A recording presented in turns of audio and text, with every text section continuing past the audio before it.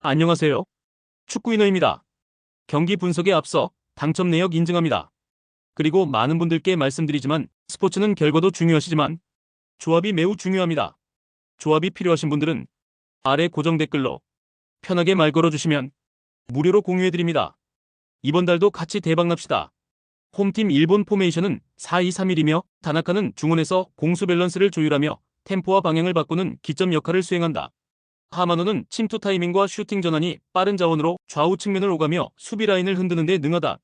미야자와는 이선에서의 움직임과 페널티 박스 진입 타이밍이 탁월해 세컨볼 상황에서 마무리 능력이 확실하다. 전체적으로 패스워크와 볼 소유를 바탕으로 점유율을 압도하는 플레이에 능하며 경기 주도권을 놓치지 않는 팀이다. 원정팀 대만 포메이션은 4-5-1이며 류이자오는 수비적인 임무에 집중하는 일선 자원으로 공격보다는 1차 저지선의 의미가 강하다.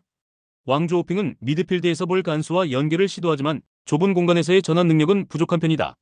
판신유는 롱패스 전개에 가담하지만 템포 빠른 상대를 상대로는 실수 빈도가 높고 대인 수비에서 약점을 드러낸다.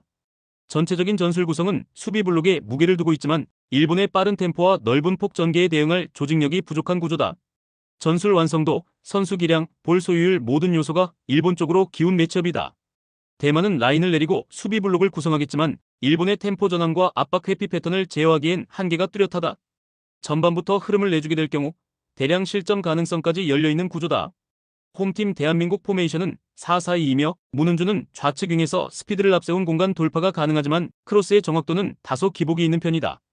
이금민은 수비 가담과 활동량 면에서는 돋보이지만 골 결정력에서는 아쉬움을 보이는 경향이 있다.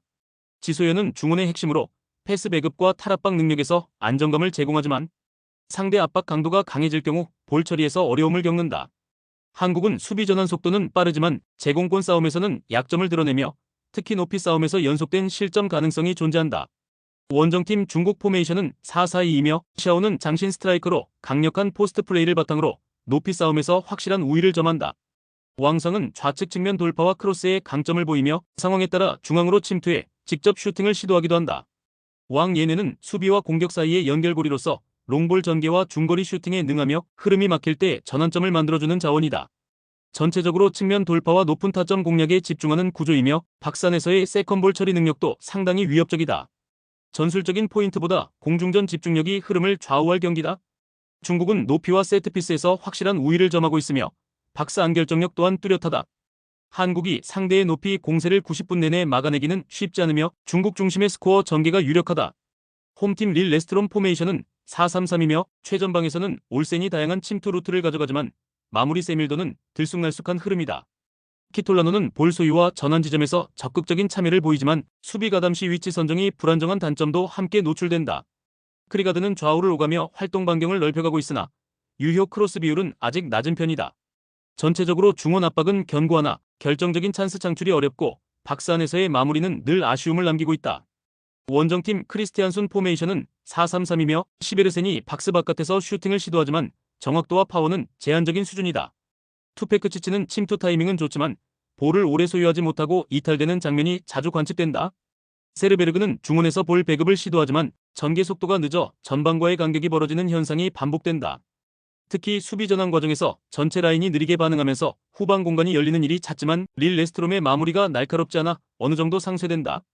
이 경기는 누가 주도하느냐보다 누가 결정적인 찬스를 놓치느냐가 중요한 싸움이다.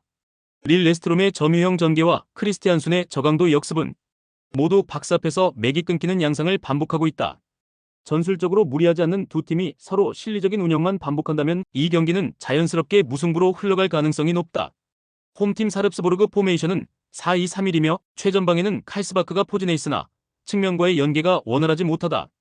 오르자사테르는 중원에서 볼을 끌어주는 역할을 맡고 있으나 템포 전환이 매끄럽지 못하고 전방으로의 연결 패스 정확도도 불안정하다. 카르스텐센은 적극적인 오버래핑을 시도하나 복귀 타이밍이 느려 뒷공간이 자주 노출되고 있으며 이로 인해 측면 수비 부담이 커지고 있다. 전체적으로 수비 조직력에 헐거운 틈이 많고 강한 전방 압박을 견디는 체력적 기반도 취약하다. 원정팀 바이킹 포메이션은 4-3-3이며 트리픽과 스벤드센이 양쪽 측면에서 빠른 돌파와 크로스를 활용해 공격 템포를 주도하고 있다. 크리스티안센은 중원에서 안정적인 볼 배급과 방향 전환을 시도하며 공격의 연결 고리를 만들어가고 있다. 특히 측면에서 상대 수비의 뒷공간을 노리는 전개가 능숙하며 전방 자원과의 연계 속도도 일정한 수준을 유지하고 있다. 팀 전체적으로 에너지 레벨이 높고 전환 시 공격 숫자와 패턴이 다양해 사릅스보르그의 수비 블록을 붕괴시킬 확률이 높다. 경기 템포를 끌어올릴 수 있는 무기는 결국 측면 전개에 있다. 사릅스보르그의 수비 밸런스가 뒤로 갈수록 무너지는 흐름이라면 바이킹의 빠른 전개는 결정적인 무기가 된다. 전술 흐름, 수비 불안, 체력 강도까지 모두 감안할 때 바이킹의 우세 흐름은 충분히 승리로 이어질 수 있다. 홈팀 파리 생제르맹 포메이션은 4-3-3이며 두에는 좌우 움직임을 오가며 중거리와 박스 근접 슈팅 타이밍을 조절하는 자원이다. 바르콜라는 전방 침투와 함께 페널티 박스 외곽에서의 볼 터치가 정밀하며 루이스는 중원 중심에서 템포 조절과 패스 연결의 중추 역할을 수행하고 있다. 파초와 에르난데스가 퇴장 징계로 빠지긴 했지만 나머지 자원들이 세밀한 포지셔닝과 빌드업 루트를 통해 이를 메워내고 있다. 경기 도중 끊임없이 만들어지는 삼각 트라이앵글 포지셔닝은 볼 소유자의 패스 옵션을 늘려주며 볼 점유율을 고정적으로 가져가는 데 큰 기여를 하고 있다. 원정팀 레알 마드리드 포메이션은 4-3-1-2이며 곤살로 가르시아는 공간 침투와 1차 압박에서 활발히 움직이며 공격 템포를 높인다. 비니시우스는 좌측에서의 커싱과 박스 돌파에 강점을 지니고 있고 벨링엄은 프리롤 형태로 전체 흐름에 영향을 주는 자원이다. 다만 이번 경기에서는 딘 하이센의 결장으로 인해 후방의 수비 조합이 완전하지 않은 상태며 두 줄 수비가 낮게 내려가는 흐름이 반복되면 파리의 점유율 장악과 볼 전개에 계속 끌려다닐 수 있다. 삼각 포지셔닝의 세밀한 반복은 단순한 전술을 넘어 흐름, 장악의 상징으로 작용하고 있다. 파리 생제르맹은 중원 조합과 빌드업 템포 모두 안정화된 상태이며 점유율과 라인 컨트롤에서 분명한 우위를 점하고 있다. 하이센이 빠진 레알은 후방 조직이 흔들리며 중원 연계가 느려질 수밖에 없고 이 경기의 흐름은 결국 전술 디테일과 공간 이해도가 더 뛰어난 파리 쪽으로 기울게 될 것이다.